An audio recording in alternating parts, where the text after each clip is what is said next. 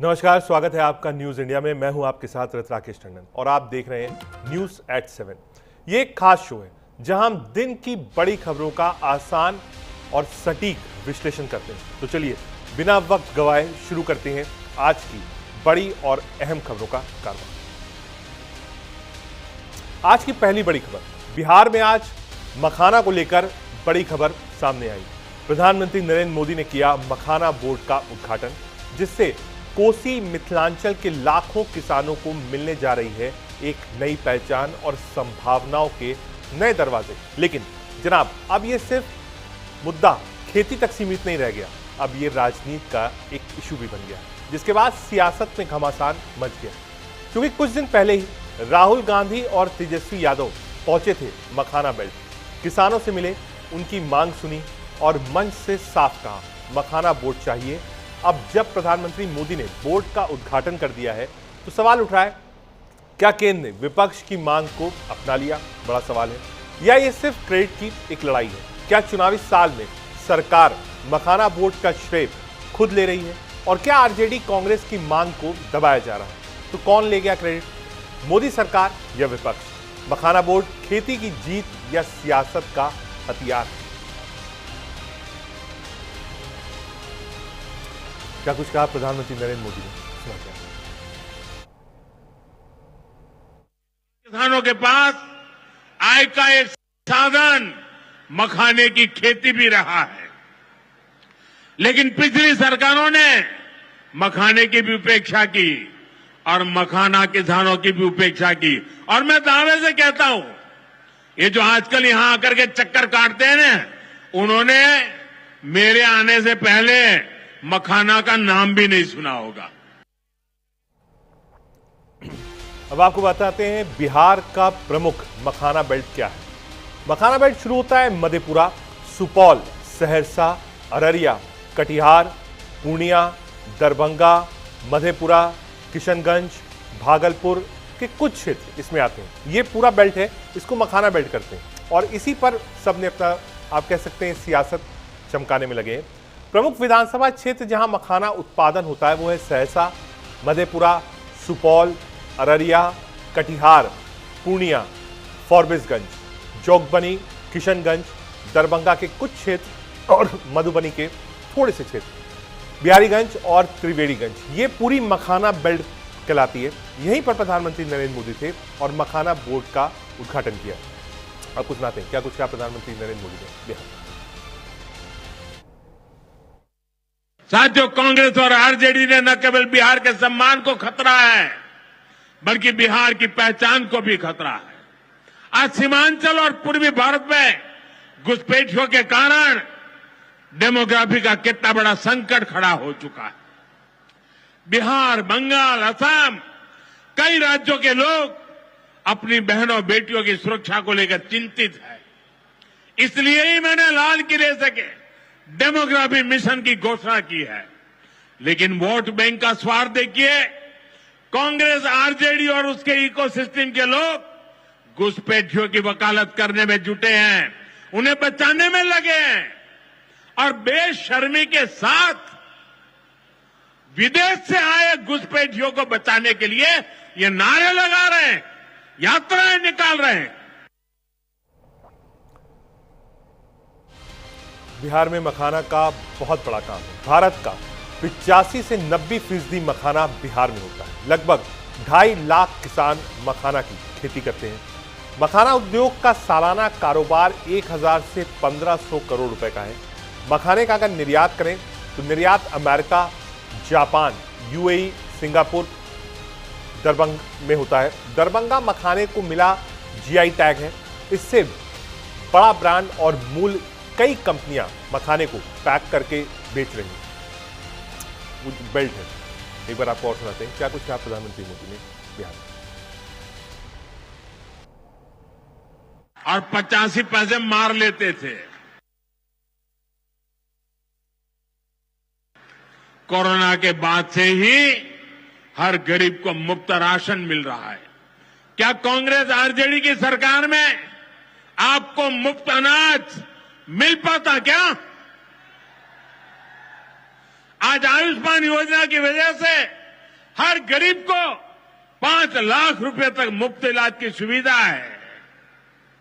जिन लोगों ने आपके लिए अस्पताल तक नहीं बनवाए, वो आपको मुफ्त इलाज की सुविधा, मैं आपसे पूछना चाहता हूं, क्या ये मुफ्त इलाज की सुविधा दे पाते क्या? आपकी चिंता कर सकते क्या? और 85 पैसे मार लेते। अब आपको बताते हैं, प्रधानमंत्री मोदी पूर्णिया में एक रैली में भी गए। इस दौरान कई महत्वपूर्ण परियोजनाओं का उद्घाटन और शिलान्यास भी प्रधानमंत्री ने किया। पीएम मोदी ने 2170 करोड़ से अधिक की लागत से बनने वाली विक्रमशिला कटरिया रेल लाइन की आधारशिला रखी, जिससे गंगा नदी के पार सीधा रेल संपर्क स्थापित होगा। आपको बता दें, बिहार में पूर्णिया एयरपोर्ट के लोकार्पण के बाद आम सभा के मंच से करीब 36,000 करोड़ रुपए की योजनाओं का शिलान्यास और उद्घाटन जनसभा का आयोजन हुआ। शीशाबाड़ी गुलाबबाग स्थित एसएसबी कैंप मैदान में किया गया। यह दौरा सीमांचल के लिए बेहद खास माना जा रहा है। इस दौरान राज्यपाल आरिफ मोहम्मद खान और मुख्यमंत्री नीतीश कुमार समेत कई केंद्रीय मंत्री और एनडीए के तमाम नेता मौजूद रहे।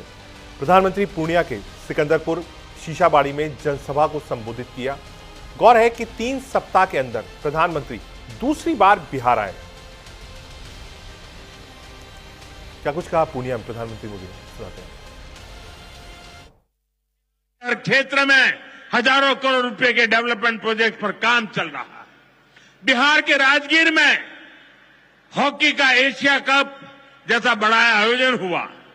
औटा सिमरिया पुल जैसे ऐतिहासिक निर्माण कार्य बिहार में हुए।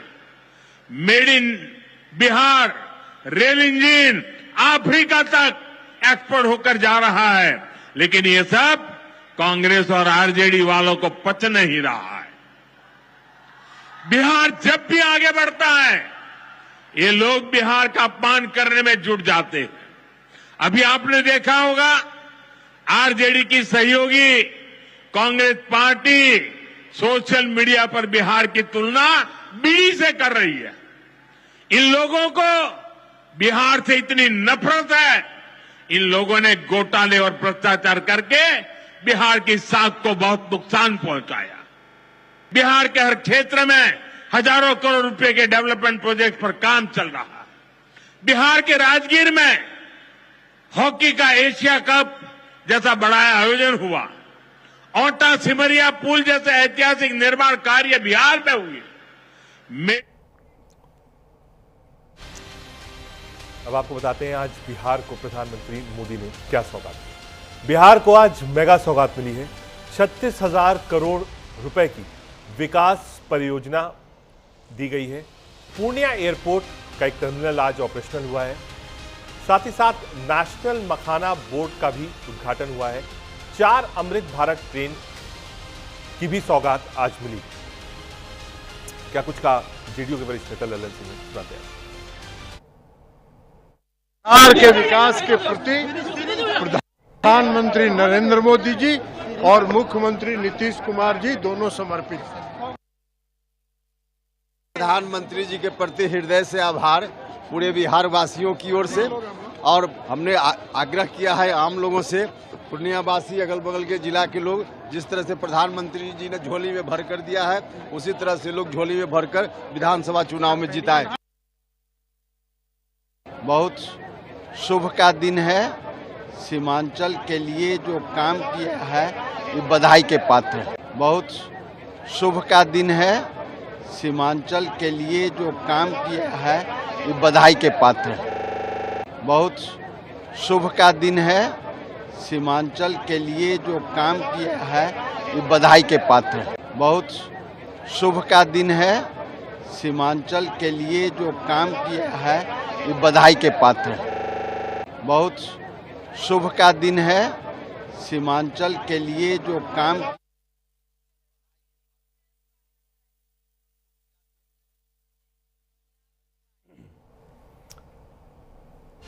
तो वहीं प्रधानमंत्री मोदी के दौरे से पहले बिहार के नेता प्रतिपक्ष तेजस्वी यादव ने एक प्रेस कॉन्फ्रेंस की। इस दौरान उन्होंने बिहार के नगर विकास एवं आवास मंत्री जीवेश मिश्रा पर आरोप लगाए। आपको बता दें, इस दौरान उन्होंने नीतीश सरकार पर जमकर निशाना साधा। उन्होंने मंत्री जीवेश मिश्रा पर आरोप लगाए। तेजस्वी यादव ने कहा, आपके सामने बिहार के नगर विकास एवं आवास मंत्री जीवेश मिश्रा की करतूतों को पेश करना चाहता हूं। वो एक फर्जी ड्रग मामले में भी दोषी पाए गए। तेजस्वी यादव ने आगे कहा, मंत्री रहते हुए उन्होंने एक गंभीर अपराध किया है, जिसका वीडियो मैं आपके सामने पेश कर रहा हूं। जब मंत्री जी अपने निर्वाचन क्षेत्र के दौरे पर थे तो एक पिछड़े समुदाय से आने वाले पत्रकार ने उनसे सड़कों के बारे में सवाल पूछा। सवाल पूछे जाने पर मंत्री जी ने उनके साथ मारपीट की और गाली गलौज की। आगे तेजस्वी यादव ने कहा, बिहार में पूरी तरह अराजकता है। क्या इस सीएम को पता है कि मंत्री को फर्जी ड्रग मामले में दोषी ठहराया गया है? पीएम आज यहां आ रहे हैं, क्या इस पत्रकार की मां नहीं है? क्या उसे न्याय मिलेगा? आप अपने बारे में बोलेंगे, लेकिन क्या आप इस पत्रकार को न्याय दिलाएंगे और मंत्री को बर्खास्त करेंगे? क्या मंत्री के खिलाफ एफआईआर होगी? क्या उन्हें सजा मिलेगी? तेजस्वी यादव ने नीतीश सरकार पर हमला करते हुए कहा, सरकार और सरकार में बैठे लोग सब अपराधी हैं। सम्राट और विजय अपराधी हो गए हैं। साथ ही उन्होंने कहा, सिर्फ एफआईआर नहीं बल्कि कार्रवाई। क्या कुछ कहा तेजस्वी?